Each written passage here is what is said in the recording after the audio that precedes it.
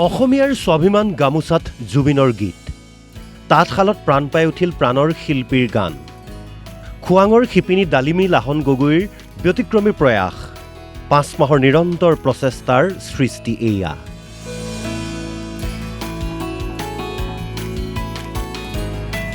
এখন দীঘল গামোচা প্ৰায় 25 ফুট দীঘল পিছে কেৱল আকাৰ আকৃতিৰ দিশৰ পৰাই নহয় বিশেষত্বৰ দিশেৰেও আন গামোচাতকৈ পৃথক এইখন কাৰণ ইয়াত প্ৰাণৰ শিল্পী জুবিন গাৰ্গৰ গীত কথা খোদিত কৰা হৈছে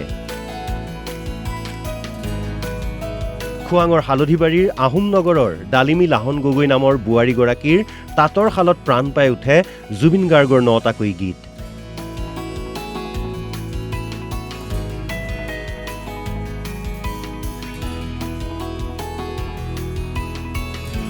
জীয়ৰী অৱস্থাৰ পৰাই তাঁতশালত সপোন ৰচি ভাল পোৱা বোৱাৰীগৰাকীৰ এই অনবদ্য সৃষ্টিয়ে দৃষ্টি কাঢ়িছে অনেকজনৰ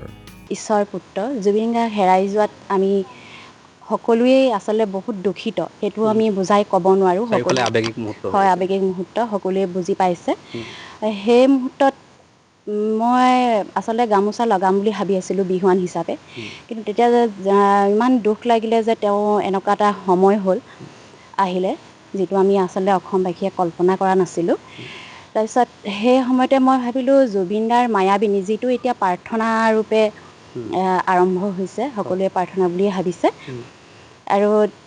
সেই মায়াবিনীটো মই মোৰ গামোচাখনত লিখি চাওঁ আৰু সেই গীতটি মই ধুনীয়াকৈ এখন ফ্ৰেমত ভৰাই মই সজাই থম তেনেকৈ ভাবি মই মায়াবিনীটো লিখিলো তাৰপিছত সেইটো লিখি উঠি মোৰচোন আৰু এটা লিখিবৰ মন গ'ল তেনেকৈ মই 9টা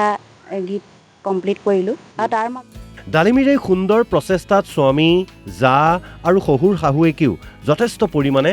সহায় আৰু উৎসাহ যোগাইছিল ঘৰখনৰ বোৱাৰীগৰাকীৰ এই অনবদ্য সৃষ্টিক লৈ সকলো সুখী আৰু আনন্দিত ধন্যবাদ দিছো হয় এনেকৈ যে গাঁৱৰ এগৰাকী বোৱাৰী হৈ ঘৰৰ যাৱতীয় সকলো কাম কৰিও যে তেওঁ ইমানখিনি আগবাঢ়ি গৈছে ভাল লাগিছে কেতিয়াবা সেই কাটি কামিখিনি কৰি দিবলগীয়া হ'লে মানে এই তেনেকৈ মই কৰি দিওঁ ময়ো অলপমান অসুবিধা হয় যিহেতু বয়স অনুযায়ী চাহকণ খাবলৈ মন যায় তামোলডোখৰ খাবৰ বাবে যি অসমীয়া মানুহৰ আমাৰ পৰম্পৰা এই বোৱাৰীয়ে দিয়াত কেতিয়াবা হেমাহি কৰে নেকি নাই নকৰোঁ সেইখিনি কৰাৰ মাজতো আপোনাৰ কাম কৰি দিওঁ আৰু হয় লাগতিয়াল বস্তুকেইটা হয়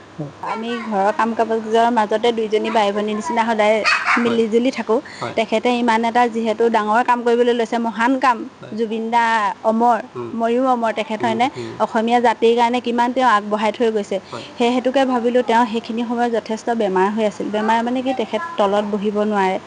হাউলিব নোৱাৰে সেইকাৰণে তেওঁ ইমান ডাঙৰ কাম এটা কৰিবলৈ লোৱাৰ কাৰণে যিখিনি পাৰোঁ মই সেইখন সময়ত সহায় কৰি দিলোঁ তেখেতক ভিডিঅ' জাৰ্নেলিষ্ট আলোকৰ সহযোগত মৰাণৰ পৰা সঞ্জীৱ বৰাৰ ৰিপৰ্ট অসম লাইভ 24